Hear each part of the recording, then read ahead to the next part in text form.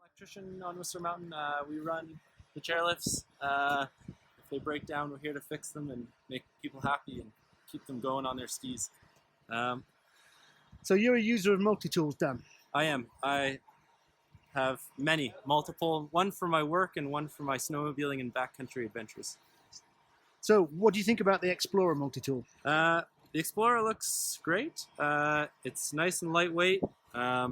It's got these spring-loaded pliers. It's got quite a few tools, some that I would and some that I wouldn't need for this job particularly. But as an all-around multi-tool, it's got lots of cool options and definitely something I could use.